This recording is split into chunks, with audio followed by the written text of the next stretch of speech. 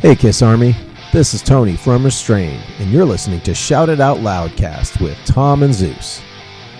I'm not sure why, but you are.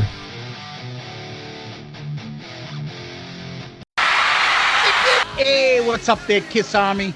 Tom and Zeus with another episode of Shout It Out Loudcast, episode 69. Calling this one Detroit Rock City. And, Tommy, how are you? And how's your little friend over there? Say hello to my little friend! What better way to celebrate episode 69 than with my college roommate, Murph? Welcome! I'm on top. Dude, I'm just picturing that now. That is fucking disgusting. Hey, guys, does anybody have a copy? That's ew! Ew! No, we're here to celebrate a very spectacular film, shall we say? Or no, we'll figure out if it's spectacular or not, right? Yeah. Let's see if Tommy is talking to me after this review. Okay. We'll see how this one goes. All right. And I don't know where Murph stands on this either. This was a great save it. We didn't say shit to each other about what we think. This was the definition of a save it episode because everybody had things to say, and it was the hashtag save it for sure with this one. But it'll be fun, absolutely, yeah. And we'll let everybody know how Murph fits into this puzzle here in terms of joining us this evening. Absolutely. So, gentlemen, how's everyone doing? I assume everybody's surviving. Just gaining hair in the wrong place, or losing hair in a good place. Well, yeah, it looks like the two of you are trying to compete with me now. I mean, I shave my head nice and clean. You guys are still holding on. You guys, the two of you look like those things that you would buy in the 70s with the magnet, and you would put the hair on the bald guy's head. You know, like the little that little toy with the magnetic. Yeah, exactly. But hanging in there. You know, everybody who's listening right now is obviously dealing with the same stuff. You know, living in sin at our own personal Holiday Inn, Murph. Well, and if I could say, given the fact that the last few weeks I've been verbally abused by Zeus. Very, very hurt. And I'm now Bobby Brady, the safety monitor. I'm breaking a rule. People can't just go around breaking rules. I've taken that responsibility, and I've issued civil citations to people on my street that are not practicing social distancing. I love that. That is wonderful that Murph remembered the Bobby Brady hall monitor moniker that Zeus gave him last week. Well, a rule is a rule. You know why you got that nickname. I know. Fucking ratted me out to Tom. So I see something out there going, okay, one of you is on the left side for views, one is on the right. And then I see Shout It Out Loudcast basically going one side. I get nervous. I go to the other person saying, hey, are you aware of this? Trying to put the situation down. And then I get the, what the fuck? Fucking IG of social media for Shout It Out Loudcast. Who cares? Because what Murph is trying to do is Murph is drawing up articles of impeachment right now. So Murph is going to try to impeach me. But what I do know is brown-nosing to your roommate is not acceptable on this podcast. And you could simply have said, hey, Zeus, did you like something from the Shout It Out Loudcast site instead of your own site, fake Twitter account? And I'm like, oh, yeah, I do that from time to time. Tommy, who is on the right, doesn't get upset. He reminds me, goes, oh, you like this. And he laughs about it. You wanted to get him upset and ratted me out. I wanted to get rid of the situation before it escalated. But he didn't know there was a situation. But I didn't. But when I did find out about it, I didn't care. I honestly didn't care. You got way more upset than I did because I laughed. Yeah, I thought it was funny. Upset about the rule is a rule. Yeah, that was good. Well, as we will find out later in this episode, I am definitely like one of the characters in the movie we're about to review. Oh Jesus. I don't even know what that means, but that's okay. Moving along, Bobby. Any Kiss news? Yeah, there's a couple things this week. Nothing huge, but Gene Simmons with his big fucking stupid mouth is in the news again. You know, another multi-million-dollar celebrity telling everybody what they should be doing. So Zeus comes out. Gene comes out and says on Good Morning LA in a recent interview, we are going to go back once it's safe. Once there's a cure, we would never put our fans in danger or ourselves, obviously talking about the virus. Well, I hope he was talking a little hyperbolic because there is no cure for a virus, Gene. So I hope you don't know what you're talking about, but I understand what you're saying. He says the financial losses from social distancing measure pale in comparison to the alternative, which is an even more tragic human death toll.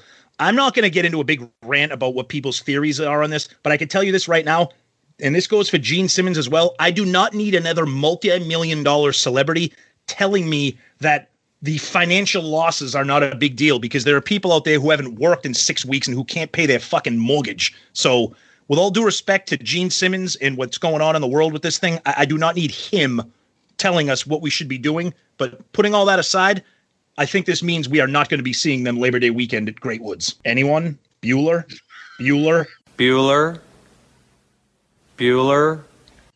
Anyone want to jump in here? See, this is where me and you differ. I don't have a problem with him saying whatever he wants to say. There's no reason why if a celebrity can't say anything that I shouldn't be able to say anything. If I have the right to say my opinion, great. If he has the right to say his opinion, great. He's sharing on a platform. People just shouldn't listen just because he's a celebrity saying that's all. But if he wants to say it and you want to use that platform, go ahead. You want to listen to him and follow the rules because a celebrity says one thing on the right or a celebrity says things on the left. It doesn't make a difference. It's up to you. I don't have a big problem with it. You don't like him for saying that? Okay. I don't have a problem with you not liking him. It's you know what I mean? To me, it's just more freedom to say what you want. I'm indifferent to it. That's all. Yeah, I'm not denying his right. Of course, everybody has the right to say, but I think what's just frustrating me is just hearing any celebrity talk about how, the financial losses are not, it's easy. My point is it's easy for him or any multimillionaire to say, stay locked in your house when their houses are 10,000 square feet and they do not have to worry for a second about money. That's my point. But anyways, Murph, you were going to say something. I think anyone that's going to pay attention is someone that wrote "Burn, Bitch, Burn." Lighten up. That's all. I like that. That's a good one. Yeah, it is what it is. People aren't going to say that. And Gene is never not going to say something. So no, I know. That's how he is. Right. The other thing I saw was Paul putting something about Make-A-Wish. Well, I am the star child. Okay. He talked about Make-A-Wish Foundation. That's obviously big, but I didn't really realize Kiss was involved in Make-A-Wish. I've never heard it. Maybe they are, and maybe somebody will correct me. But that'd be great because I'm sure there are a lot of little kids that would love to do stuff with Kiss, and makeup and concerts and stuff. So I hope they are involved because Make-A-Wish Foundation is pretty cool. What else is going on? Well, no, just to add to that, I mean, that, the video that Paul put out, I mean, for all the stuff we say about Paul, we say plenty. I mean, the guy has a good heart. His heart's always in the right place. I mean, he's very passionate about things. So anything, the Make-A-Wish stuff is terrific for anybody to do it, but to see Paul maybe getting involved, that was a cool story. So we got some Ace Frehley news this week. So he was talking to Shocker Stewart, his buddy, who, by the way, in case our listeners are unaware, Eddie Trunk signed Ace Frehley to what, Zeus? To Megaforce Records, in case you didn't know. Yeah, wow. It's true. Murph, it's true. Can you believe it? It's breaking news. He signed to Megaforce. It's breaking news. I said this before. People may not know this, but just a quick thing on Ace and our history. The first time Ace became a solo artist, I got him his record deal. I signed him to his record deal. Megaforce Records, 87, right? So he said, so Ace says, quote, I texted Paul and Gene last week and wished them well, and Peter. And I got a text from Doc McGee. Everybody's okay. Thank God. Eric Singer's been sending me some silly texts. Me and Eric always got along really well. Everything's cool. what's going to happen is going to happen, but everything is delayed. And then, of course, Ace has to go out in a blaze of glory. He says, quote, I'm doing my own thing. Unless they come forward and the price is right, you're not going to see me anywhere close by. Yeah. So not that that's real breaking news, but, you know, that's just Ace giving his 2 cents on Kiss and what's going on with them. I also saw he was talking about some article that he was saying he's going to, during this quarantine time, he's going to do an album, work on an album. Yeah, I think it's Origins Volume 2. No. Original material. The Origins album, I think, is completed, just not released. But he was talking about doing some new original material during this quarantine time, like a lot of artists are. Okay, cool. Yeah. And then one last little thing, talking about Bruce Kulick.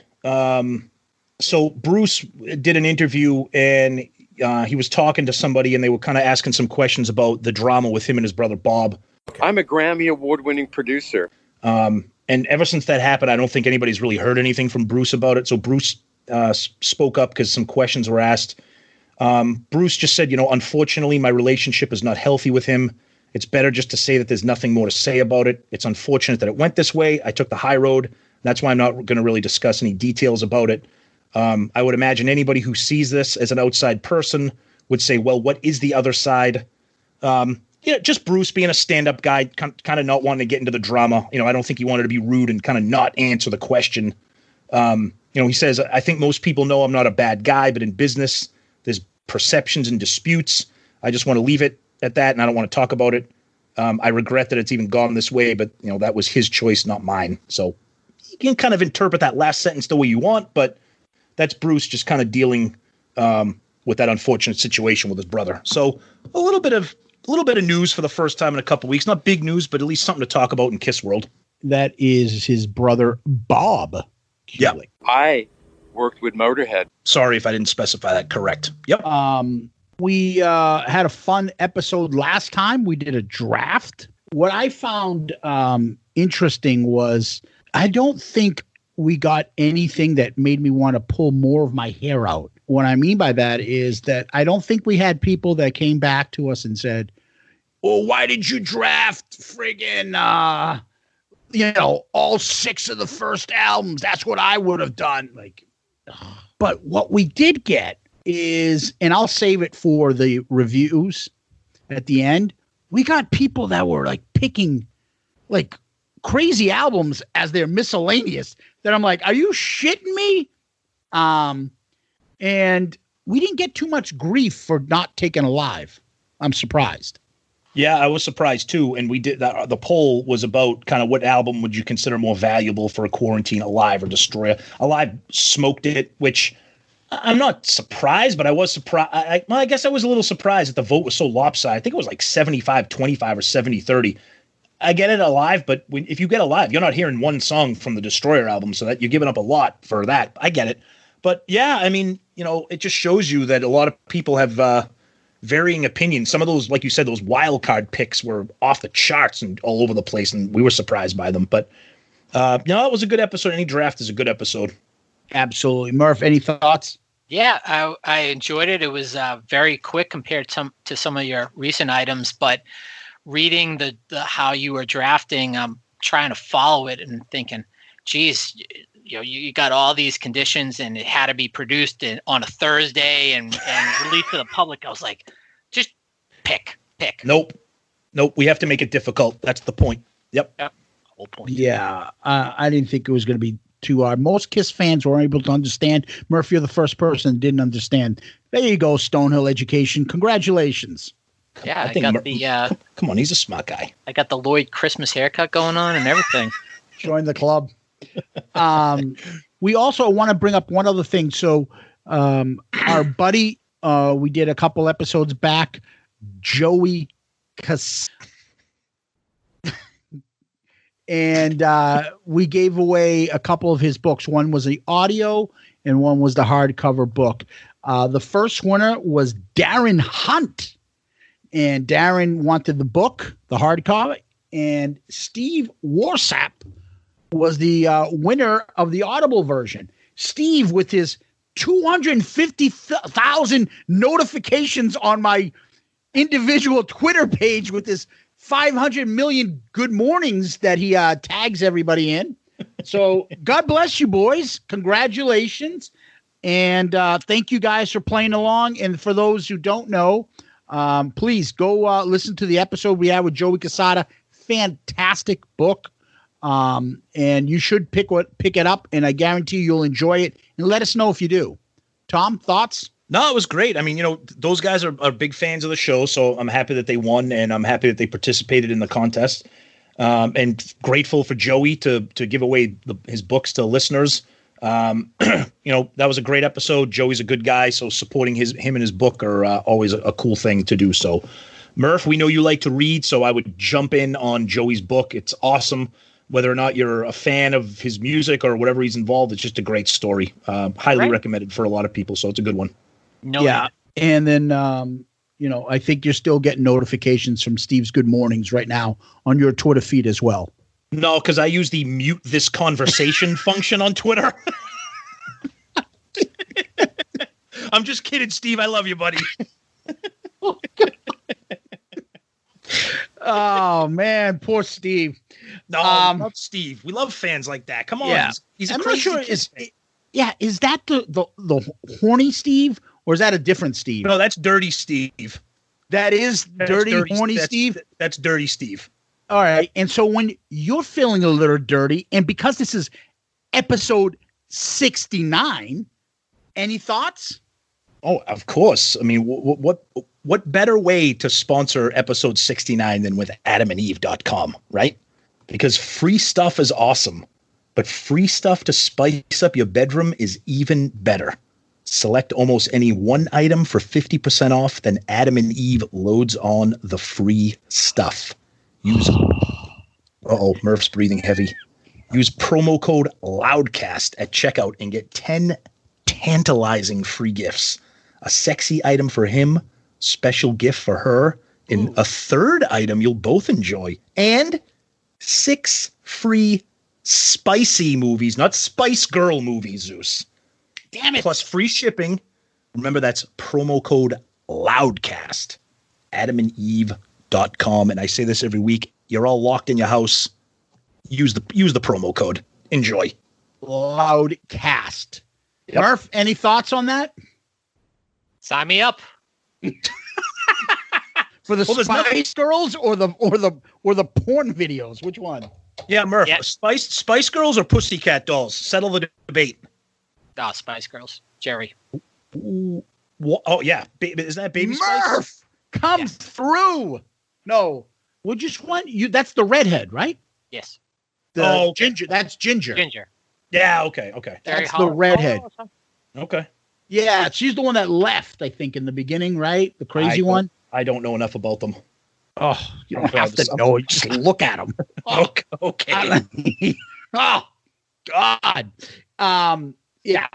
Pussycat Dolls. All 50 of them look like fucking they fell off the New York subway. Settle down, Poonie.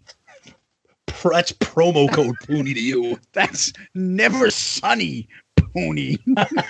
What was that comment? He gave him the nickname. It's like it's Never Sunny. Something about his list. Anyway, this episode is called Detroit Rock City for a Reason. And Tom, you want to tell us why? So Detroit Rock City, the 1999 film, directed by Adam Rifkin, produced by Barry Levine and Gene Simmons, written by Carl Dupree. Starring Edward Furlong, Giuseppe Andrews, Sam Huntington, Barry Levine, and Gene Simmons. From Kiss. Oh, jeez. Thanks, Murph. God, I'm a little slow. I'm doing my reading, so I'm not in character. But you're right. It was produced by Barry Levine and Gene Simmons from Kiss. So the movie came out August 13, 1999. We're going to get into it, but there's a reason that Murph is here. So kind of like an album review, let's give our little brief introductory thoughts on our memories of the movie. First thoughts on it out of the gate, and then we'll kind of get into the plot and talk about some little factoids, etc. So Murph. So this was after we had gone seeing Kiss a couple of times. This was during the whole tour reunion. It was getting promoted. You got me into Kiss, you and Zeus, during the college years. So I was interested in it. I think, as in any movie, especially back in the 90s, any of the trailers make it look interesting. And then we went, and I think there maybe was 8 to 12 people in the theater. So I think we kind of had an idea of what was ahead of us. And I'm really interested in doing this review because I had very few memories from that experience. And I think it was, originally I thought it was because I just didn't like it at all. But I think it may have been a result of that I had just had my first child and was probably sleep deprived, and just maybe I dozed off during the movie. So really looking forward to going over this. Yeah, so we, like you said, we saw it in the theater in '99. I think you're being kind with the amount of people that you think were in the theater, because I think it was like me, you, and like 3 people, if that. I mean, the place was empty. Now, granted, it was the middle of the summer. Kiss movie in the middle of the summer. You're really not aiming high for box office. And speaking of box office, this was what you would consider a bomb of epic proportions. It had a $17 million budget. Box office was 5.8. Oof. Okay. The movie's 90 minutes. I'm not going to give my reviews and stuff now, but just kind of first impressions was, it's a Kiss movie. It's a coming of age movie. It's a teen comedy movie. We're going to break it down and give our thoughts, but Zeus, jump in here, buddy. No, I don't remember seeing that at the movie theater. Okay. I think I just got it, saw it when it came out at home, were we into DVDs by then? This is out, or VHSs? DVDs were just kind of coming around. I think there was a little bit of in between with VHS, DVD. Yeah, I think was this Adam and Blockbuster. Adam and Eve was still doing VHS back then. So. Nice. Nice. So it was a little Blockbuster thing that I probably would have got. Yeah. I remember seeing the previews. It's a girl walking along the side of the highway. We should pull over and help her out. I mean, they make scary movies that start out like that. Hey, but they make porno movies that start out like that too, man. I remember thinking this is Kiss's version of Dazed and Confused. Bingo. And that was my first impression. I saw some of the skits that they had in the previews, and I'm like, oh, okay, I'll see this. I'll probably like it. And I recognized the kid from the Terminator 2. So it wasn't like a bunch of nobodies. I remembered who Edward Furlong is. So that's where I came in. Honestly, I didn't have sentimental feelings. I didn't have this memory of it. I didn't go see it with my buddy or my roommate. I just probably saw it at home. And what's interesting to keep in mind is that this came out 20 plus years ago.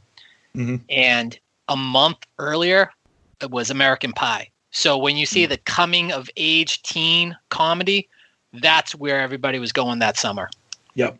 And I have some thoughts on that and the genre in general, maybe kind of at the end of when we break down the movie. But I was gonna pick up on and what Zeus said too about Dazed and Confused as well. Yeah, and when you go back to the nostalgic piece, Dazed and Confused did not do well in the box office either. No, it didn't. But that became a cult classic of epic proportions. I mean, that movie is beloved. So this did not. Yeah.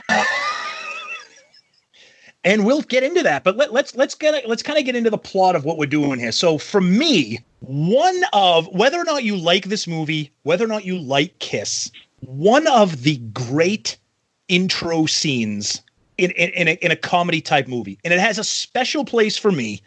Special what? Because of the album and the song that's involved. So the movie starts off. It's like one of those like cold openings. The mom comes downstairs. She's drinking her wine. She's got her book. Goes downstairs, puts a record on, sits down, and all of a sudden, boom! The intro to "I Stole Your Love" kicks in, and she just fucking flips out. And of course, it's absurd comedy taken over.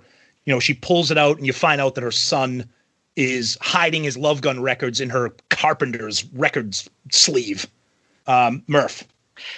What I thought you were going to reference is at first when she's going through the records to choose from, she goes through the Barry Manilow Trying to Get the Feeling album, which you and I had in our dorm room because we took it from our parents' house. Both of us. We're like, you have this too? I'm pretty sure we had that exact setup in my living room. That similar stereo. But just what a great and again, I'll talk about this a little bit later, but as a Kiss fan, this intro is it's perfect because it takes place in 1978. So it's at the peak of Kissdom, right now. And it's the peak of, the Knights in Satan's service and the devil music and shit. And you find out that the character's mom is a rabid Christian and kisses the devil's music. The devil. And he, that's why he had to hide his records. So that's how it starts off. Zeus, and what are your thoughts on that? You know who she was, right? Lynn Shay. Lynn Shay. Oh yeah. Yeah. From Something About Mary. Yeah, she's in all the Farley Brothers movies. A lot. She was great. Yep. Yeah. So you guys are gonna pick up where I think of this movie. Probably the best scene in the movie, and it all goes downhill from there. Yeah, it was funny. But part of you is always watching these things and be like, that's not realistic. Just fucking pick up the record. You turn the knob doesn't work and it falls off. And now like everything's shaking. Right. But it is a kick-ass, it's I Stole Your Love. So it's not like they threw in Detroit Rock City, Love Gun, the usual suspects that you would expect somebody that's trying to put an image of what they think Kiss is, like those songs. They put I Stole Your Love, and that's great. And you're right. It is 78, Kiss at its height, pre-Dynasty. Doesn't get any bigger than that. So I did like the scene. I thought it was hilarious. They started off strong. Yeah, and then that kind of plants the seed for what you're dealing with. You're dealing with a kid who loves Kiss, and you're dealing with a mom who thinks that it's Satan's music. So we kind of then move on to getting to know the main characters. The four friends in a Kiss cover band called Mystery. None of them can sing. They can barely play their instruments, but they're having the time of their lives. They're young kids in high school. Their little den where they have their setup and their music and their band is just nostalgia overload with the Kiss posters and all the kinds of crazy shit. It's a fun scene. The mom kind of breaks in and interrupts their tryout, their rehearsal, and just kind of flips out on them because she found the record. And then it takes off from there. So that kind of, what you're in for right here. Okay. That's kind of the setting the stage for these kids are huge Kiss fans. The mom hates the music. Then you break into what I think is not really part of the movie in terms of plot wise, but that intro credits montage is just nostalgia overload for people our age. They took everything you could ever imagine that was going on in the 70s and threw it in there, and it was just spectacular. Murph, can I make a comment to that? So absolutely, that's what you're here for. So this is what it reminded me of, and I don't know if anyone else is going to get the reference. This came out in 99, and the movie was set in 78. In 78, the movie Grease came out, and in the opening credits, they played all these clips from the 50s, and I didn't know if that was Gene trying to make the reference of the musical, the soundtrack, that going to something from 20 years earlier is nostalgic. Immediately watching that with the opening credits, which was awesome, I was just like, this is Grease. Yeah. No, that's a good connection. You're right. And we know Gene has that nostalgia value too, looking at trying to connect things too. Zeus. I of course the 70s stuff is iconic and stuff, but one really, knowing what I know, because I've seen the movie and I just rehashed the movie, and knowing what I know about Kiss, there comes the curmudgeon in me that comes as like, Jesus Christ, Gene, this is just someone seeing this as not a Kiss fan is like, oh, here is Gene hawking Kiss shit left and right. Is this a Kiss movie all about Kiss? I liked it, but I thought it could be off-putting to others that are not Kiss fans to see that movie. We're going to get into that. We will definitely get into what you just said. The marketing and the over thing, like product placement, which is Kiss. Exactly. And then the other part to this is, and this is one of my things, I never believed that any of these kids seemed like they liked Kiss. Those actors look like they didn't know what Kiss was and are trying to act like they like Kiss and are told what Kiss is and how a Kiss fan should act, but they didn't seem like it was genuine. It didn't. Yeah. Wow. I just didn't feel like those guys were Kiss fans or act like Kiss fans. Kiss fans, it just, I don't know. I didn't take it as. See, I didn't look at it. Looked like someone's image of what a Kiss fan would have been. Yeah, I didn't come at it like that because we weren't teenagers in '78, so I can see that. Yeah, but I guess that's just me. That's just me, and maybe it's because I know. Like, well, you would be wrong. No, I can't. I mean, I see what you're saying. So then we get into the main plot of the movie, which is these kids have 4 tickets to see Kiss at Cobo Hall in 1978. They got the tickets, and the mother is so they're fighting against the mom. So then it takes the kids to school. You know, the kids are at school. They're all pumped up for their show, and then you get into like the zany teen comedy silliness, silly that you would expect from a Dazed and Confused or an American Pie or like a Super Bad, or where the comedy it's there and it's amped up, it's exaggerated comedy. The kid's mom gets on the school loudspeaker, brings them into the principal's office. She finds out that they have tickets to see Kiss. She burns them in front of them. All the friends see it, and there you go. How are they going to get to the show now? She's destroyed the Kiss tickets, right? And there's a cool scene in this whole thing where the school cop, who they call Elvis, if I recall correctly, with those fucking lamb chops that he has, he's chasing them through the halls, and then ladies' room kicks in. They end up in the ladies' room. So there's a little bit of, like Zeus said, product placement, but I think it's done, as a Kiss fan, I think it's done creatively, Murph. Okay, so first of all, I could relate to the hall monitor that looked like Wolverine because I'm like, you know what? Bobby Brady was the hall monitor. He's just doing his job. So, don't hate him. Don't hate him. But can I ask a quick question? So Absolutely. me being the geek I am, the tickets, the value, face value in 1978 stated it was $35.50 for the ticket, which in 1999 was $90.71. Would a 17-year-old really pay that value back in the day? Is that what the ticket said? $35? $35.50. Shit. See, that's why we have Murph on here to pick up details like that, because that sounds absurd for 1978. I didn't see that, but wow. Yeah. So would you? 17-year-old Tommy, 17-year-old Zeus, $90? Dude, 47-year-old Tommy is paying ridiculous amounts of money to see fucking Kiss. What do I care? Okay. Zeus. Yeah. The only thing I was going to jump in. It just didn't play well. It didn't, like, the whole fucking janitor chasing him around just looked stupid. American Pie, or was it not another teen movie? I'm not sure which one did a bathroom scene kind of like that. There was a little bit similar to that. Yep. And it was kind of funny. The girl in the bathroom dropping ass. I was wondering if Mr. Feces was going to show up in that bathroom stall and one of them see it. And poor Chuck, the janitor, was going to have to come by and clean it up. But, I get the premise. The premise is going to be they lost their tickets, and how do they get back to the concert? Yeah. So I don't know. So you're a big fan of this movie. Clearly, it sounds like we're reviewing Schindler's List. I mean, Jesus Christ, buddy. The fact that I'm a Kiss fan is the only saving grace. This was. I don't even want to get into it yet. All right. So we'll kind of blow through.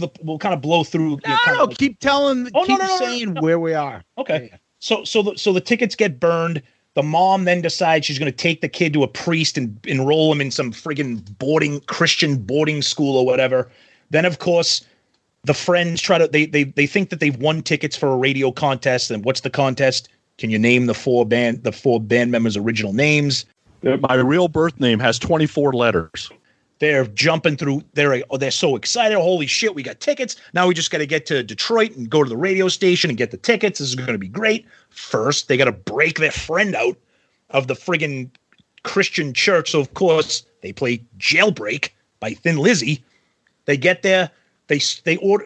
One of his friends acts as a pizza delivery guy and puts fucking shrooms on it and gets the priest high. Hello, you've reached Arnold's Pizza Shop. I'm out here now. I'm out killing pepperoni. If you want to reach me, if you want a pizza, I don't care, because I'm not here. More stupidity. You can see the inspiration for this movie, whether or not the execution was what you want, but that's where we are there. So let's talk about that a little bit before we get to what I think is the funniest scenes in the movie. Murph.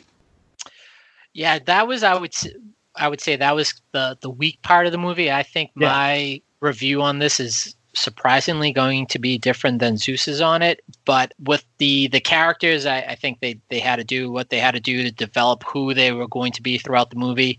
I could relate to Jam. I think there's a lot of me and Jam, the sympathetic guy who's got some pretty memorable, sensitive, Mr. Sensitive Ponytail type comments and lines in the movie. Yes. But yeah, it was like, all right, let's get through this scene. We realize what's going to happen. That 10, 15 minute stretch was probably the weak part of the movie. Yeah. Zeus. I'm trying to remember how they got to that part.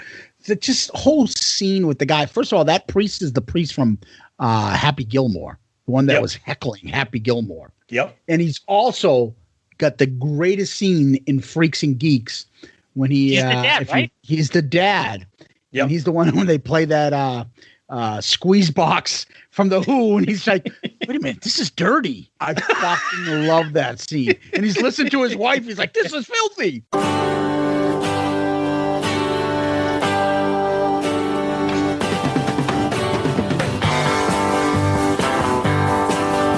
Kind of catchy. Yeah. I like the banjo. Mom's got a squeeze box she wears on her chest.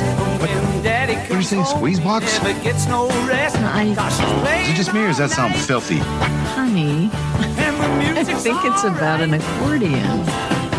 Mama's got a squeeze box. Daddy never sleeps at night. What? It's nice. She goes in and out and in and out and in. In and out and in and out? Like the instrument. Gene, that is not about an accordion. That is in and out. Yeah, the in and out. In and out, in and off is what it's going. I just think that's great.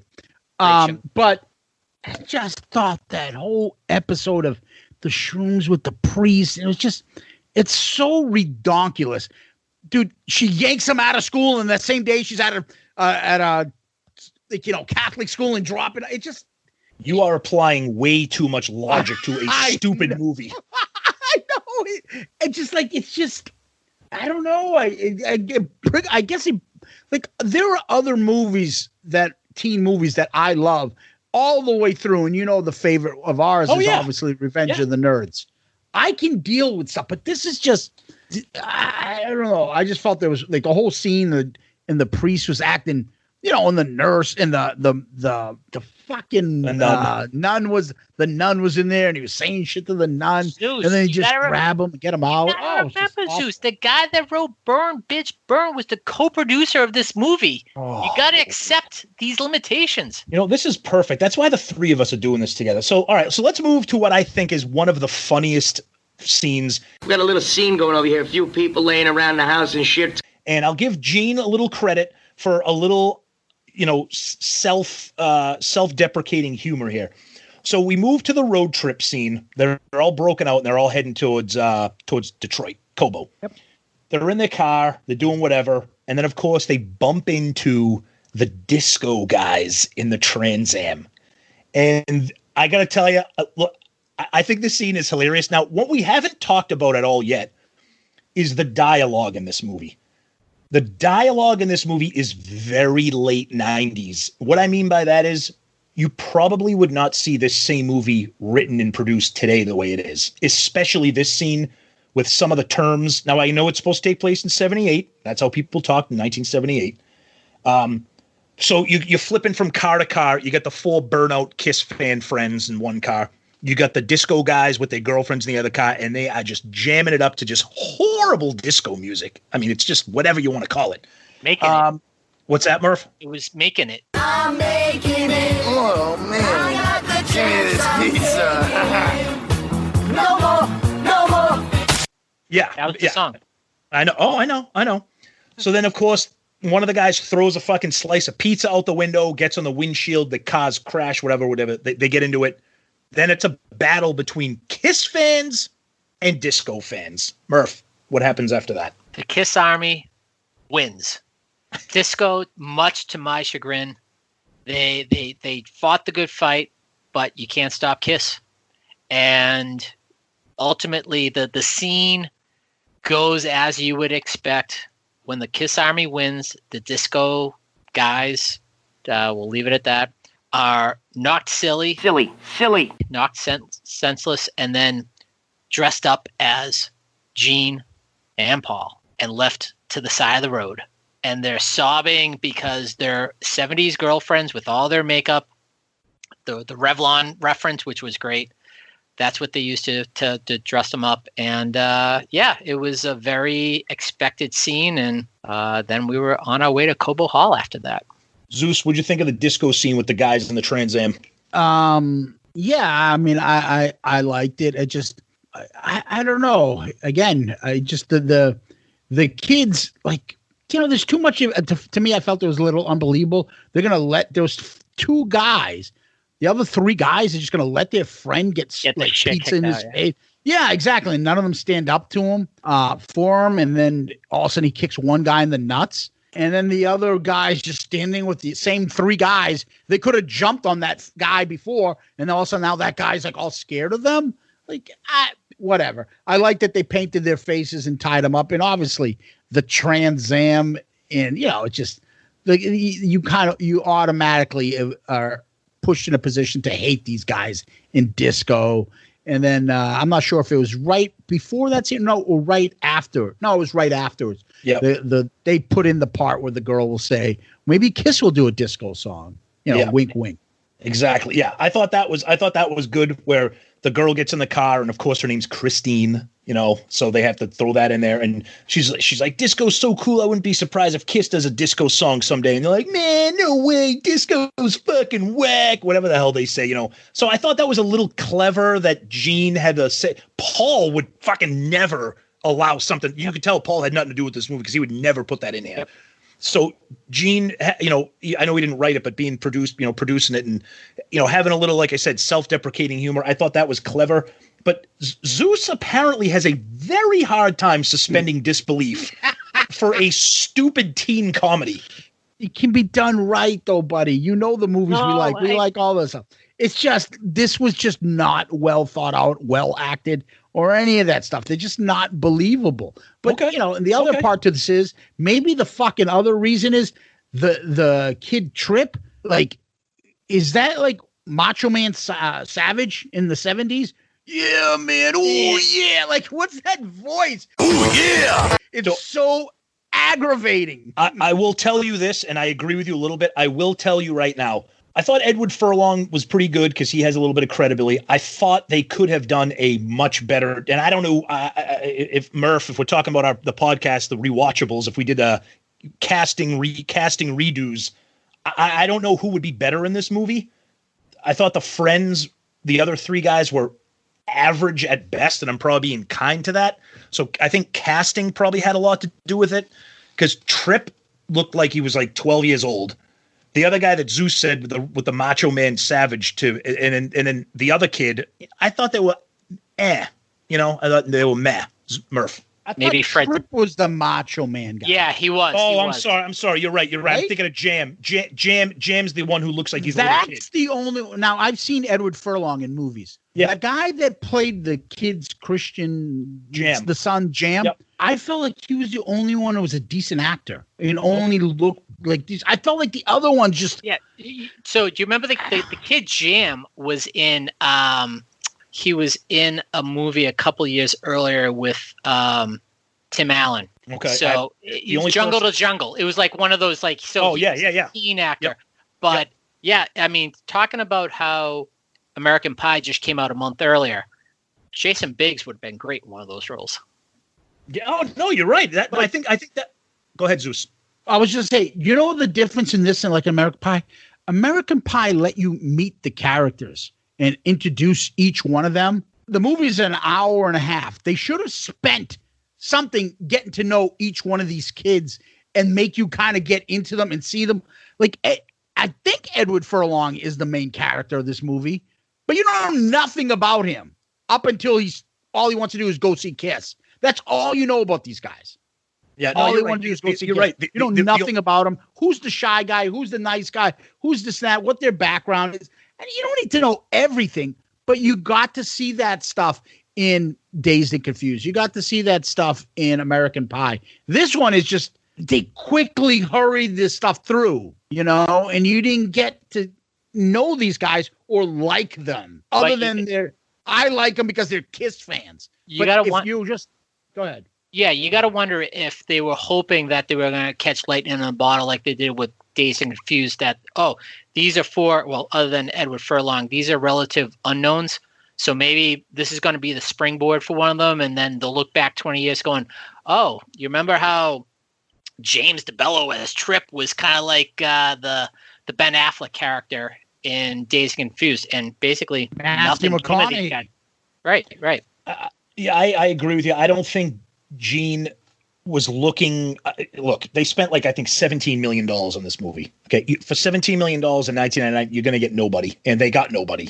So, but you're right. Maybe better characters. I mean, there's a reason American Pie was so successful. First of all, the movies were well written, well acted, and they had great characters, funny characters. And you're right, they had a little bit of background. The only one that you really know anything about is Jam, and that's because they use his mom as a springboard to kind of the plot of the movie. But you're right, you don't know anything about the three kids other than their friends and their Kiss fans. I don't know if that matters or not. Zeus, it sounds like you would have liked a little bit more from them. Okay, that's fine. I get that. Yeah, it's just, it didn't make sense in a lot of their predicaments, especially when you split them up. We're going to get to that. We'll get to that part. We're going to get to that. But I'm just saying, you don't know anything about them or why you would like them or why you wouldn't like them. Yeah. I think someone came up with, here's a good plot of a movie. 4 kids. Picture this. Picture it. Sicily, 1922. Yep. 1978. 4 Kiss fans. Disco's up. They have tickets to see, and only us Kiss fans would say Cobo Hall, Detroit, get that part. But just say, and they go through all these adventures. First, they have to hide in the bathroom or hear a girl taking a dump. Then they get fucking break a guy out of a church. Okay, that sounds great. Then they get into you know what I mean? There's stuff in there. The stories, and it's just not written well. Yep. Those could have been better dialogue. It could have been done funnier. They could have been filmed funnier. There's a reason why whoever directed this movie hasn't done shit since, I don't think. Well, the kid Lex, his mom's, based on the license plate, is a gynecologist. Does she look like Stifler's mom, or does she look like B. Arthur? Give us some insight. Give us a little storyline there, That's not what I'm looking for, but anything would have been better just to build the story up. The writing would have been better if you knew these people and a little bit of their background. That's all. Yeah. So then we move from the disco scene. They get to Detroit. They get to the radio station, and then they find out that Tripp fucked up because he was so excited when he won the contest that he hung up before he could give his name to the DJ, so they were forced to give the tickets away. While all that's going on, there is a protest in the downtown right outside of Cobo Hall called Matmock, Mothers Against the Music of Kiss. And who's heading the protest? Jam's mom. And Jam's mom doesn't know that Jam is going to be there. So then you turn into a whole scene where, again, she drags him to church. And his little crush named Beth, he ends up banging her in the church confessional. So this, for me, granted, the movie has not been great so far. For me, this is where the movie falls off a cliff. Because after this is Kissel. The 4 of them split up and they get on an adventure to try to each get their own Kiss ticket. I understand that, again, what Zeus said with the writing, it was silly. It was 90s comedy. The best scene out of all this, and I would assume that you guys would agree, is when Edward Furlong tries to earn $100 at the strip joint by doing amateur night and ends up hooking up with who, Murph? The lovely Shannon Tweed. Oh, yeah. And that's 90.99 Shannon Tweed right there. Yep. Unbelievable. Yep. So so then each one has their own little scene. You know, Trip is at the convenience store doing his thing. The other kid, I can't even remember his name. He gets caught up with the road crew. Jam is doing his thing. This whole back and forth just goes on for way too long. It kept going from one character to the next, and then it kept circling around. I understand what they were trying to do. It was executed pretty poorly in my part. I think it went on too long. Murph. So at one point during the movie, when Edward Furlong is trying to buy the ticket off the scalper, yeah, I paused it and it pulled up his name, who I don't have written down here. I'm like, he looks familiar. For a very quick second, I actually thought it was Gene Simmons' son, but then I realized it was too long ago. So name comes up and I look up and the guy died of an overdose in 2009. I'm like, okay, buzzkill. So oh shit, moved on to the next scene. I'm like, let me just get to when Ron Jeremy shows up. Yeah. Zeus. Yeah. So a couple things pop up to mind. Again, it's just she grabs him and immediately goes to a church at that time of night. Happens to be one open and the priest is there. The guy sounds like he's going to do a confession with the priest, and the priest seems like he's a horny bastard and wants to hear sex stories. And he's annoyed that the kid doesn't have any stories. Think about how much better that could have been written. Yep. Like better acted, better pausing, something like, I look at that scene as something that could have been done so hilariously written, and it just wasn't. And then who's the other guy? Trip. Yep. So in his little adventure, he's going to go beat up and rob kids of their tickets. Is that something like I'm rooting for? Is that somebody I like? Dude, you shouldn't be going around fucking stealing little kids as the protagonist in a fucking story, beating up little kids and taking their kiss stuff. Dude, I don't like you. You sound like a fucking dick. And then, the character, he tries to take it from a little kid, and this guy brings his big brother as this huge monster. They couldn't come up with anything more believable than his name is Chongo. Oh, Chongo! I mean, come on. Oh, Chongo. Yeah, I mean, come on. It's just so stupid. I agree with you that at first glance, beating up a little kid, but they try to flip that plot on its head by having the little kid be a shit and his brother being a big bully asshole. I get it. I think, like I said, I think Edward Furlong's little adventure is probably the funniest and maybe most entertaining. Go ahead, Zeus. Yeah. So, and then you got the one kid getting chased by Kiss roadies. I was wondering I was looking to see if I'd see any famous kind of impression of roadies that we would know that was there, right? And see if they were going to put them in and be like historically accurate. Yeah. And then I was trying to figure out, so he tries to rescue the girl that gets tied up in the car of his car that got stolen. Was the guy the freaking janitor? No, the two guys that were one of them was the Elvis janitor. So one of them was Henry Hill's little brother from Goodfellas. Yeah, also the jerk boyfriend in Superbad, and then the other one was the guy from The Sopranos. Yep. Who was Steve married to Sharippa, Janet? Bobby Bacala. Yeah, Steve. You're right. Yep. Junior, why you have to be so mean to me? Yeah, that was Bobby Bacala. Yeah. And before. And way before. It's like an ad for a fucking weight loss center. Before and way before. This guy ever stop breaking balls? Yeah, that was a bad scene with the girl being tied up in the garage. One more. And then you're right. He did a great job of the whole getting on stage and then just like everyone waiting, and then he just throws up in a fucking picture. And then he's like, here you go. And he puts it back, and the guy's looking at it like, what the fuck? Like, that was well done and funny. Now, I don't care that it's beyond ridiculously unbelievable that gorgeous Shannon Tweed is just hanging out at the bar there by herself, and nobody else is hitting on her, and she's hitting on this little shit. Come on. And so the other part to me that I get that I find it unbelievable because you try to put yourself, what would you be doing in this stuff? He hooks up with her. The other guy hooks up with the girl in the confessional. Okay. Obviously, I'm skipping a little ahead that the guy Trip rescues breaks up the armed robbery. Yep. And then the cute little host makes out with him. Yep. They're all doing this.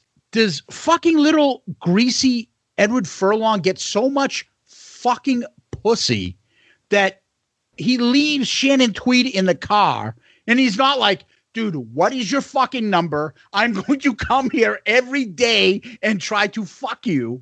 Like, they're like, see you later. I just banged Shannon Tweed in her prime. They're like, thanks for the fun time. All he's thinking of is he's got to get into Cobo Hall for the Kiss show. But before we move on, Murph, I'll let you jump in. Hold on. We forgot two huge things about the strip joint scene. Who's the MC of the event? The legendary Ron Jeremy. Murph brought it up. Yeah, but you're right. I'm sorry if I missed that. My mistake. And another thing I have a huge problem with, I understand that you want to stick to the script, and the record that they gave Ron Jeremy was the debut album. Oh. So they're going to play Strutter. How are you not playing Disco Strutter from Double Platinum in this movie? Why did you not give him Double Platinum and play Disco Strutter 78? That's what they should have done. Because they don't want to be seen as disco. Well, actually, if it's a strip club, go ahead. They should have played Love Theme from Kiss for a strip song. No, that's too slow. Don't. No. Oh, now I know what Murph does in his spare time. Yeah. But let's face it, Shannon looking phenomenal. Of course. She sees Mr. Furlong puke on stage. Hey, let me take that guy who hasn't brushed his teeth or had a mint. Let me take him out back. Eric, your breath smells. And then let me touch his dick with my foot and have him drop a load. Right. I mean, but again, look, like I said, you got to suspend disbelief. For me, at least, the movie is what it is. It's silliness. Silly.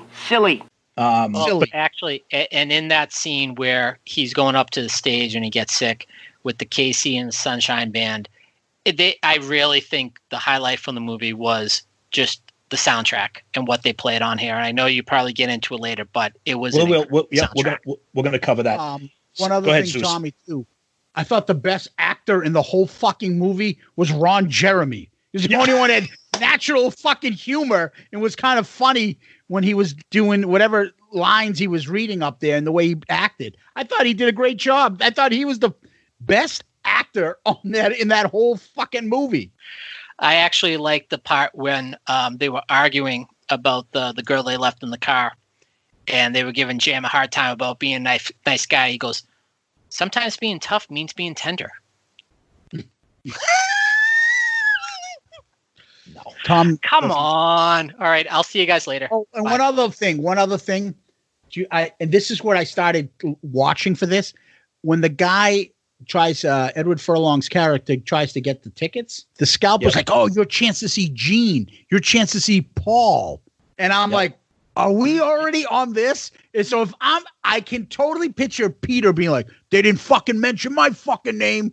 And Ace being like, what? Where are we? Like, right? It's true. And it's funny because this came out, they were riding the wave of the reunion tour. So why would they, and we'll get to it, but Ace and Peter are in the movie. So why would you not say, oh, you get to see Gene and Paul and Peter and Ace? They don't, that was weird. But in the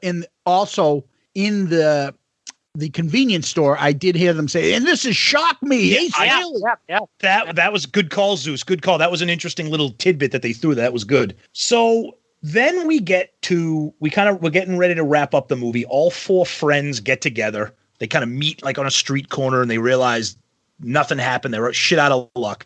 So they come up with the single stupidest fucking idea in the history of ideas. Let's beat the shit out of each other and tell the ticket guy that we got mugged and our tickets were stolen. All while they're going with the dramatic part of O Fortuna. Yeah. Opera music playing in the background. Nice call right there. Yes. Yep. Zeus, how stupid. Please tell me you agree. You've been saying this whole movie is stupid. Please tell me you think this scene is stupid. Maybe they're stupid. Yeah.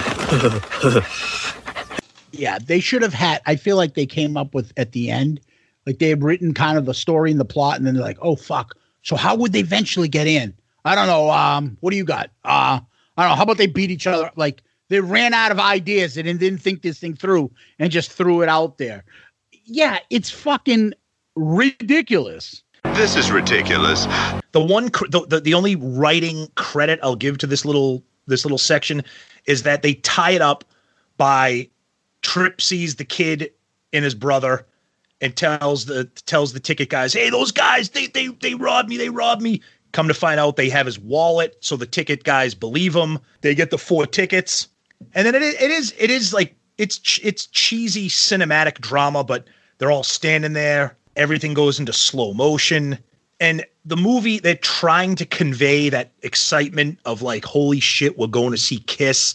You know, they show the ticket guy kind of waving them in, and they get into the arena. I thought they did the best they could to try to convey that energy and that excitement of a kid going in to see Kiss. Murph. Yeah.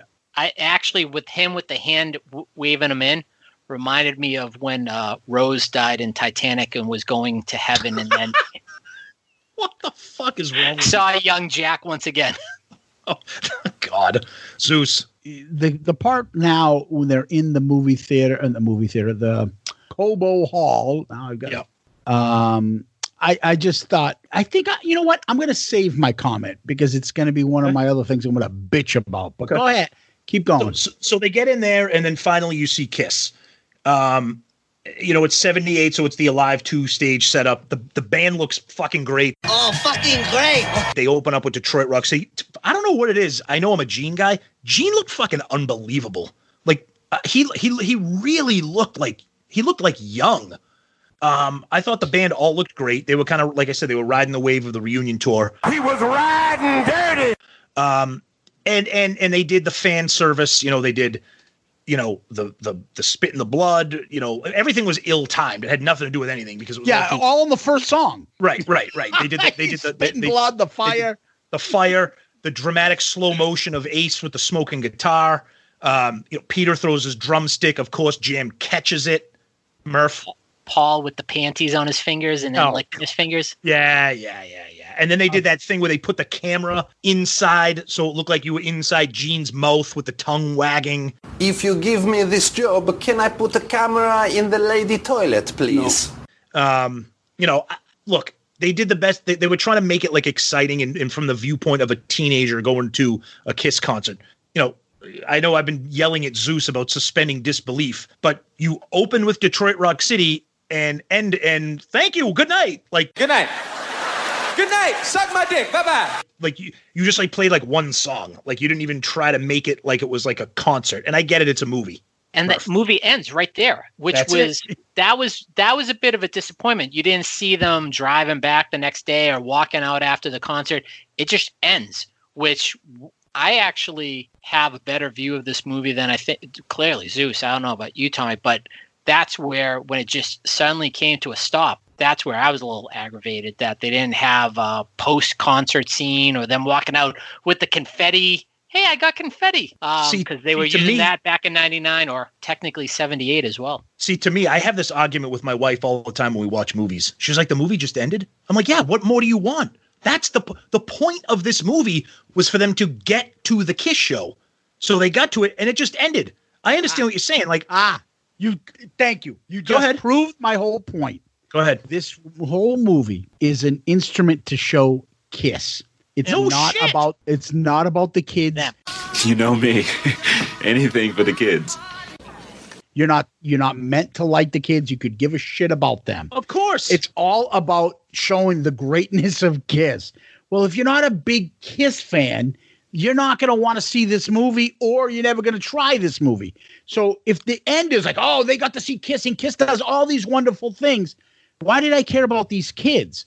Remember American Pie? After those movies, at the end of the movie, they would always do a clip where, I don't know, it was usually, I think Jim would be in his room doing something stupid, and his dad would catch him or something stupid like that, and they'd show you clip. I bought some magazines. Because you want to know about these characters. You want to see what's going on and how they're doing. This is nothing to do with them. They don't give a shit. It's so, and I'm a Kiss fan. This was so, like, all to do with Kiss, nothing to do with these characters. I didn't ask you what characters you had. I didn't ask you to go into all that. Or the movie or the plot. So when they just like, I didn't remember it. I was like, shit, it's over? They're not showing other clips of them in their rooms or what would life be like driving back home in the Volvo and explaining that. They could have had some funny scenes with that shit. Nothing. Just, yep, you made it to see Kiss. So nothing else is important. So let's just end the movie there. All right. I see where you're coming from, but the flip side to that, the way I look at it is that's exactly what it is. It was like it was an adventure movie where they start here and you're watching four kids try to get to a Kiss concert and follow their wacky, stupid, poorly written adventure along the way. And the goal is the Kiss show. I understand what you're saying, but look, the way I look at this movie is it is what it is. It's like it's like a candy bar or something. Like it's not meant to give you nutrients or fill you up. It's meant to kind of give you a little rush of something for a few minutes, and then it's going to be forgotten. Yeah, it's a TV sitcom trying to make it into a movie of an episode of that 70s show where they try to see Kiss, and that could have been done better, faster, and easier. Okay, so Zeus, why don't you take it from here? So we've made it to the end of the movie. Kind of wrap up your thoughts. We kind of know where you stand, but tell us about your thoughts and maybe what could have been done better in your opinion. Could this movie have been saved in any way? So the other thing is, I forgot to mention, boy, there was Fat Ace was on the stage. Yeah, they were looking good. Ace, I've never seen Ace look that fat. It was the camera. He did look a little puffy. Yep. Here's a very major plot line that I had an issue with. These kids had seen Kiss 2 years in a row. This is their third time seeing Kiss. No, they had not seen them. They missed last it. 2 times. They missed it. Oh, thank God. Then that's it. Because I'm like, dude, if they've seen them 2 other times and this is the third time seeing them in a row, what's the big fucking deal? No, they've missed them the last. Yeah, but to your point, Zeus, if that was the case, since they had not seen them the previous 2 years, to get back to the realistic expectations, those kids should have gone after Jam's mom and say, he doesn't have to go, but we're going. Like, just letting her burn those tickets. I was like, no, they would have been over the top on that one. Excellent. Real quick, Zeus, I'm going to give you the mic back in a second, but we forgot to bring that up. The fact that the 3 of them watched her burn the tickets, that. That would not have, but I think that was a little bit ridiculous. How about this? How realistic? Well, she was there and she wouldn't let me. We'll just come back after class. Dude, come on. That's the shit that pisses me off. You're going to wait till she leaves the fucking room and then you grab your tickets. Or you say, hey, I need to change or something, Mom. Can you step out a second? Give me a fucking break. It wasn't believable. What could they have done? They could have written this better. They could have developed the characters better. It could have made you root for them a little more. And it could have been, I see the point. I see how they could have came up with a story and somebody in Gene could have pitched it. But he didn't put it in the right person's hand to take this movie and make it. Whoever did the American Pie movies, whoever, was it the Linkletter guy that did Dazed and Confused? Yep. If you put this movie and that thought and that plot into, this movie, you put those guys in there, they could have made a hell of a movie. The story makes sense. These kids trying to get to a Kiss concert, and you have the 70s as a background. Kiss is still around. They can play themselves in the movie. Dazed and Confused did that with Kiss in the van, and they did a great job of giving you that nostalgic feeling. There was some great comedy bits that could have been done better. It wasn't written well. It wasn't acted well. And, it gets back to, I don't think Gene gave a fuck.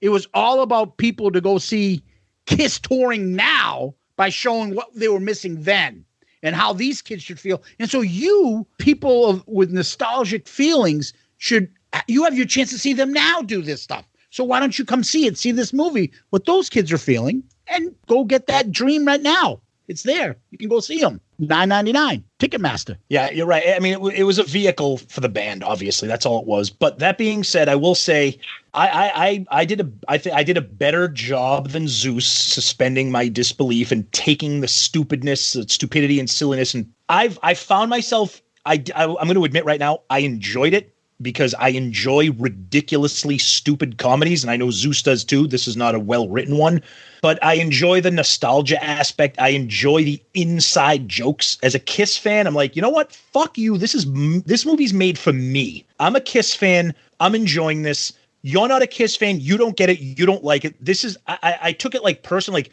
Gene made this movie for somebody like me to enjoy. And I found myself enjoying it because it was Kiss centric. The movie was never going to make any money being a Kiss centric movie. If they took this plot line and spun it and turned it into either a generic band or a different band or something, but a movie about kids going to a Kiss concert is never going to make money. It's just never going to happen. But for what it is, I enjoyed it because I'm like, shit, that would have been cool to be a teenager in 78. Obviously, the execution of it in certain aspects of it was very poorly done. That last half where they all go on their separate adventures, like I said, was much too long and could have been done a different way. But, you know, it is what it is. I mean, I own the DVD. I don't know if I'll ever watch it again. It's fun. It's a you know, a brainless comedy. And it's got some Kiss stuff in it. So, I mean, you know, I take it for what it is. I was not bored fully, I guess. There was sections where I was like, all right, move it along. But I was a little bit entertained. And again, it's because it's Kiss. Murph. I was shocked at how much I enjoyed it. Yeah. I was going in dreading it, and as poorly written as some scenes are. I mean, we were talking about the end.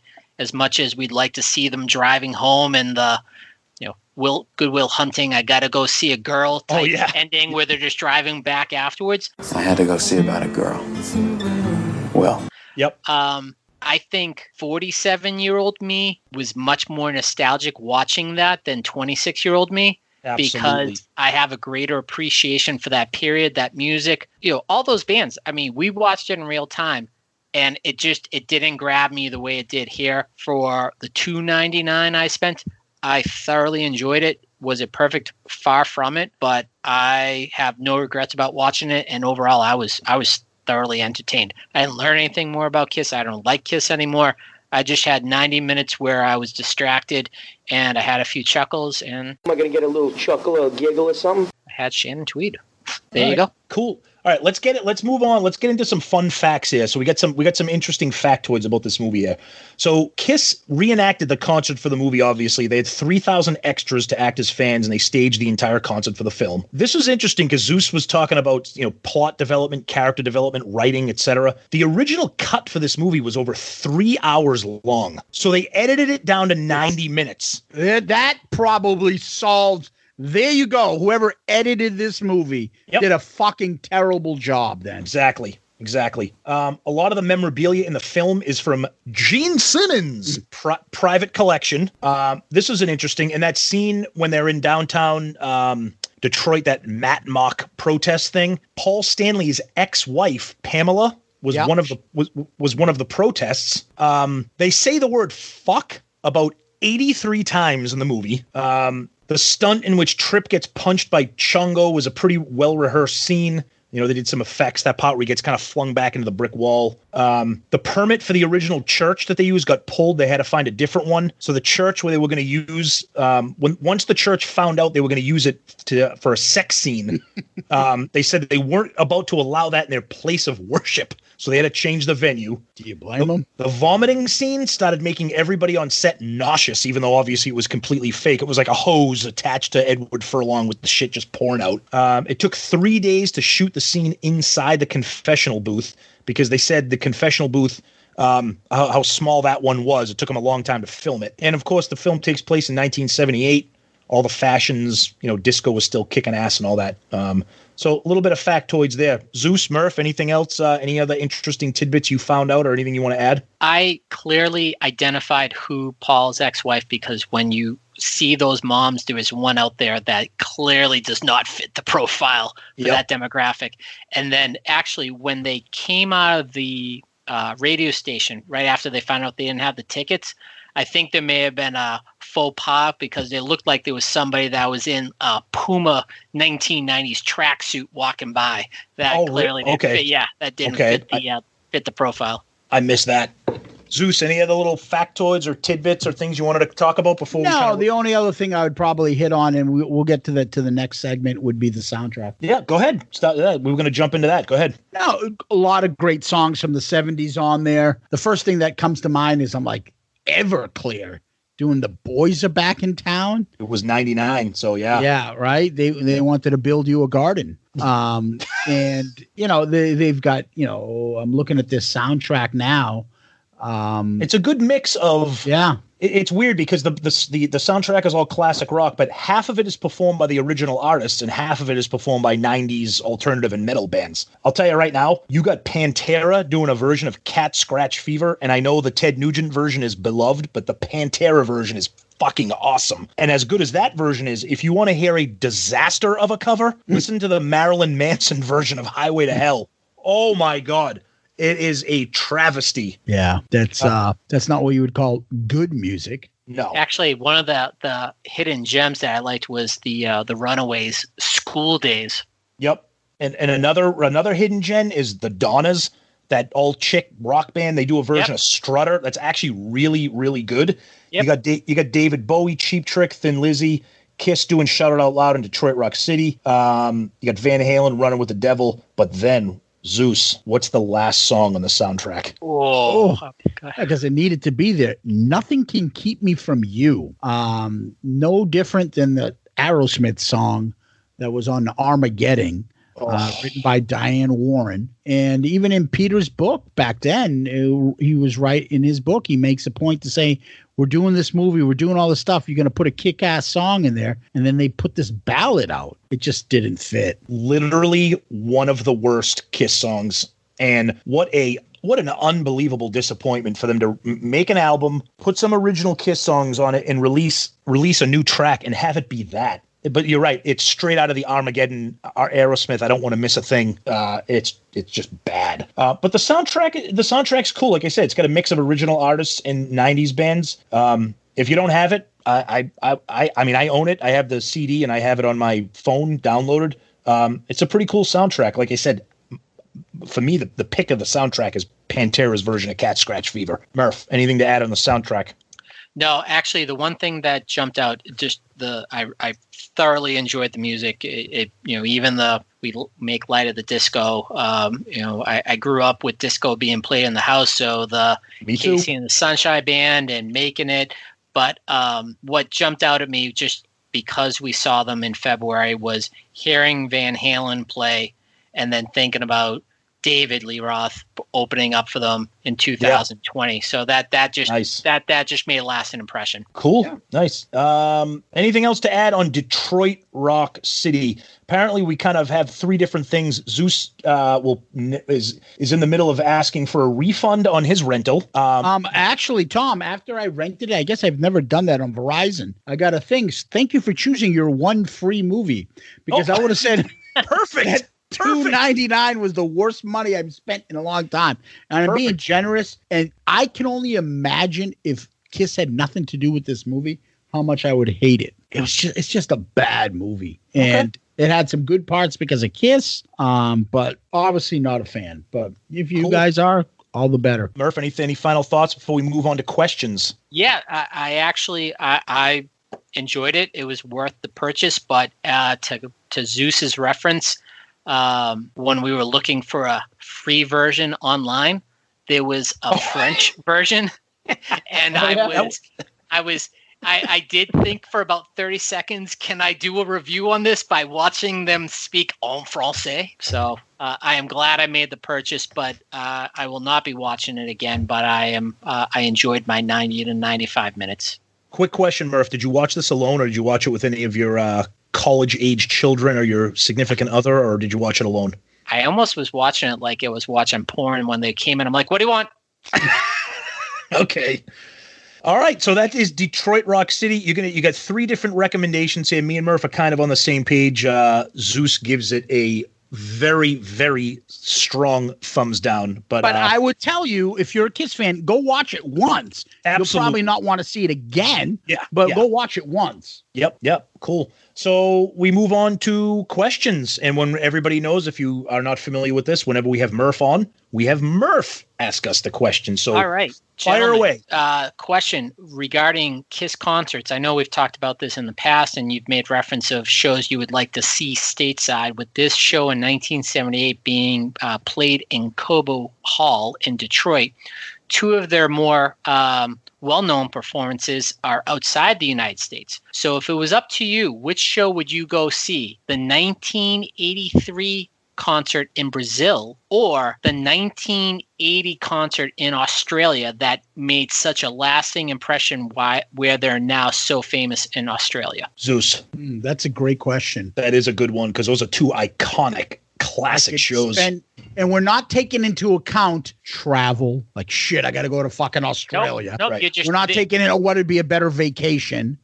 We're just saying, which concert would you rather have been a part of? Fuck. This should be easy. I would probably say Australia. Simply because Australia would have that's why I got the Australia bootleg CD, would have the most unique songs to be heard at a KISS concert. 3 or 4 songs that they'll never play again. Maybe a couple off of some of the solos, a couple off of Unmasked, and a couple off of Dynasty. By Creatures and Vinny, probably driving everybody nuts, in 83, they're hitting the usual, which are, the Creatures and some of the hits. And also, Vinny's destroying these songs, and I don't want to be surrounded by fucking 100,000 people and trying to use a porta potty. That is unbelievable that you pretty much said my exact thoughts, but I'm shocked, Zeus, because that means you are going to watch them play Shandy live in concert. You are aware of that could be a bathroom break. Okay. I would say the same thing. 1980, I love that era. Eric Carr, Ace is still with him. Zeus kind of he took the words right out of my mouth. The Creatures of the Night tour with Vinny would I have liked to have seen it? Yeah, absolutely. But Vinny was a mess. 100,000 people, I would have had a fucking panic attack. And I think those shows, if putting them up against each other, for me, it's easily the 80 Australia show. But that's a good question because those are two iconic concerts that we're familiar with. Imagine Zeus having the I Want You episode in Brazil in front of 100,000 people. Oh, God. Geese, New Brazil. Geese. Yeah, exactly. All right. I got one more question. Oh, go ahead. And I think I already know what Zeus's answer is going to be. But given the performance of Edward Furlong in this movie, do you wish that the Robert Patrick T-1000 character actually killed him in Terminator 2? Oh, come on. That's mean. Come with me if you want to live. I would say for his career, if he had died, his career probably would have been better and he'd be more memorable than when he went on and did this awful movie. And I don't know what he's doing now because I don't think his career is doing any good right now. So for his sake, his career would have been legendary if he died after T2. So Tom, let him live. I think that's a little harsh. I mean, but then if he kills him, maybe his friend in the arcade, which was Arnold Drummond's little stepbrother at the end of Different Strokes, he ends up becoming in the Detroit Rock City. Sam? Yeah. I'm looking here as we talk. I'm looking at Edward Furlong's Wikipedia after this, and you talk about irony. He was in a documentary about Ron Jeremy. But looking at it, because I was wondering, I'm like, oh, American History X, he was fantastic in that, but that came out in 98. That came out before Detroit Rock City. Yeah. His career didn't do great. I think he was a product of the 90s, for sure. I mean, he was in the new, they just had a little bit of a bit of him in the new Terminator, but yeah. Look, I thought he was probably the best out of them because I thought the other kids were pretty bad. Jam was funny. The other two kids were a little bit kind of but Edward Furlong did the best he could with what he had. The script was not great, so can't make chicken salad out of chicken shit. So there we go. Zeus, where can people find us and reach us and all that good stuff? iTunes, Google Play, Stitcher, Spotify. You can find us on iHeartRadio. Interact with us on social media. You've got Twitter, Facebook, Instagram. YouTube. Email us. Shout it out loudcast at gmail.com. Shout it out loudcast at gmail.com. Give us one of those 5-star child reviews on iTunes, on Spotify, Stitcher, wherever you can. We really appreciate it and it helps us a great deal. So we're very, very thankful for that. And if you interact with us, generally, we definitely read all your emails. So that's a given. But we also like to read some of the good ones, interactions with us online on our episodes as well. Yep. And forgive me if Zeus already mentioned the Pantheon Podcast Network. I'm sorry. I did. Okay. So yeah, we're part of that great family of podcasts, and also our buddy Ed at Click Tea Shop. Check him out, clickteashop.com. Awesome Kiss inspired gear. Shout it out Loudcast gear. Always good stuff. So yeah, again, we appreciate the interaction that we always get. We love the fans. That's why we do this. And like Zeus said, if you listen to us, you've probably seen this movie. Check it out. It's a $2.99 rental. You'd probably get the DVD for $5 if you want to own it. The DVD that I actually have, it actually has a bunch of special features, some background interviews, some behind the scenes. As a Kiss fan, it's not a bad thing to add it to your collection. But, Detroit Rock City, it is what it is. Check it out. Zeus got something to say. Yeah, no, I just wanted to add. So we did get some fun comments, and we usually like to read some feedback from last week's episode. And last week's episode was the Kiss draft. So Twisted Kister, who had some comments this week about our bonus episode. Solid episode. This would be a great topic for a Sunday night simulcast. Oh, which, by the time you hear this, we would have done last night. Seeing the reactions of all you as you steal picks could be entertaining. Funny little foreshadowing there, not knowing that that's exactly what we did. Yeah. Zandon always has something smart to say. Finally catching up. When will you play Exciter in the background of your Adam and Eve plugs? Exciter. Hashtag not but. Wow, Jesus. Thanks, Zandon. Yeah. By the way, Darren, who had won the Joey Casada book,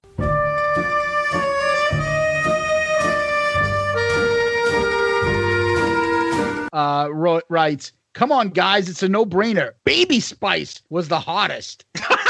That's true. That was you. That was me. Yep. Yeah, and then they had some people, put their wild cards. They put their list, and we love when we do lists, and that you guys give us your list and you publish them online on social media.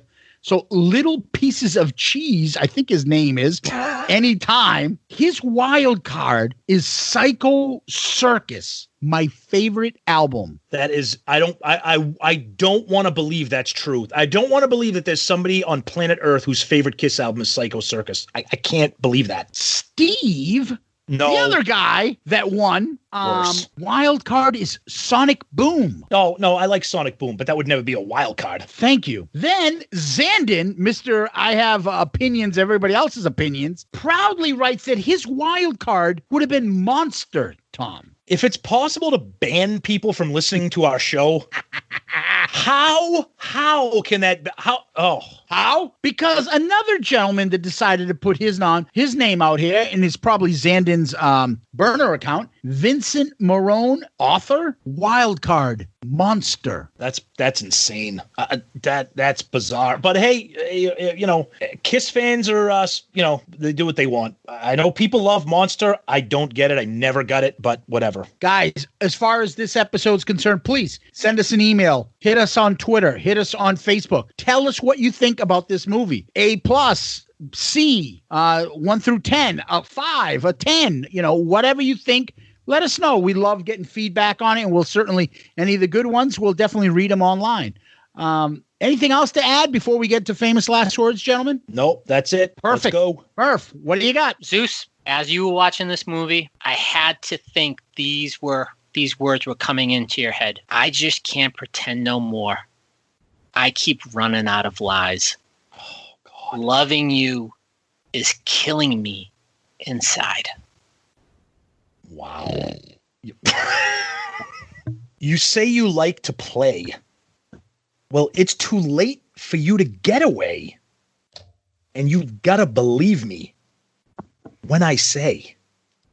That's it. I didn't know if you were continuing. I didn't know what was going on. All right. When I was just a baby, Mama sat me on her knee. Oh, God. She told me, boy, you listen. There's a lot you ought to see. A lot of pretty women are going to try to tie you down. You don't know what you're missing if you never fuck around. I mean, look around. Not one of my favorites on that album, but that's okay. But it's 78, Paul, so gotta love it. Good point. Yep. Murph, thank you. Tom, thank you. Kiss Army, thank you. Guys, thank you so much, Murph. Thanks for joining us as always. It was nice talking about our experiences with this fabulous movie. And like Zeus said, give us some feedback on it. Did you like it? Did you hate it? Favorite scenes? What could have been better?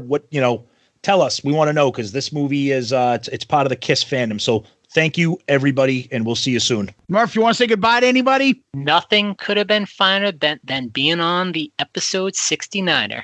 Oh, God almighty. Spent all night riding that one. Maybe. So, Girl Scout.